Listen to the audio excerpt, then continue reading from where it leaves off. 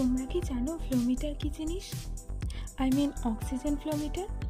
আচ্ছা শোনো, তবে আমি তোমাদের সাথে আজকে একটা অ্যাপারেটাস নিয়ে ডিসকাস করব, যেটা তোমরা হসপিটাল বা নার্সিংহোমে গেলে তোমাদের চোখে পড়তে বাধ্য। তোমরা জেনারেলি পেশেন্টের বেড সাইডে বা অক্সিজেন সিলিন্ডারে অ্যাটাচ অবস্থায় এটাকে দেখতে পাবে। হ্যাঁ, স্ক্রিনে তোমরা যেটা দেখতে পাচ্ছ সেটাই হচ্ছে অক্সিজেন ফ্লোমিটার। আচ্ছা, অক্সিজেনের সাথে ফ্লোমিটারে কি সম্পর্ক? অক্সিজেন ফ্লোমিটারে কি সম্পর্ক? কেনই বা অক্সিজেনের সাথে ফ্লোমিটার কানেক্ট করা হয়? ফার্স্ট পার্ট অফ ফ্লোমিটার হচ্ছে হিউমিডিফাইং চেম্বার, যেটা ডিস্টিল ওয়াটার দিয়ে ফিল করা থাকে।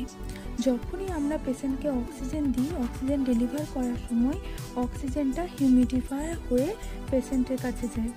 তাতে কি হয়, পেশেন্টের ন্যাজাল ক্যানেলের মধ্যে ড্রাইনেস ব্যাপারটা থাকে না। এই ডিস্টিল ওয়াটারটা একটা নির্দিষ্ট মাপ অনুযায়ী ফিল করতে হয়। বেশি ডিস্টিল ওয়াটার দিয়ে ফিল করলে সেটা ন্যাজাল ক্যানুলা বা অক্সিজেন ম্যাক্সের মাধ্যমে গোটা মুখে নাকে জল পৌঁছে যায়।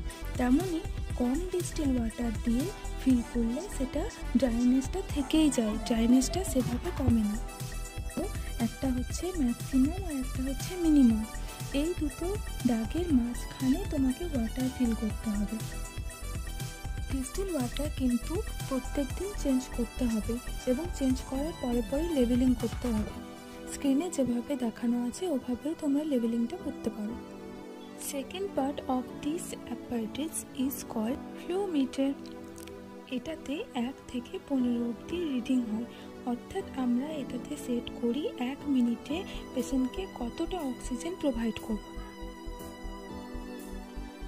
অক্সিজেনের অ্যামাউন্টটা তো পেশেন্ট ওয়াইজ ভ্যারি করে, তাই এই ব্যবস্থা। সবার তো সমান অক্সিজেন লাগে না। যেমন ধরো, কারোর 1 লিটার পার মিনিট অক্সিজেন লাগে, আবার কারো 12 লিটার।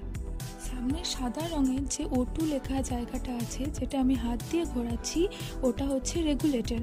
ওটা অ্যান্টি ক্লকওয়াইজ ঘোরালে অক্সিজেনের পরিমাণটা বাড়ানো যায় এবং ক্লকওয়াইজ ঘোরালে অক্সিজেনের পরিমাণটা কমানো যায় ছোট্ট বলটা ওঠানামার মাধ্যমে।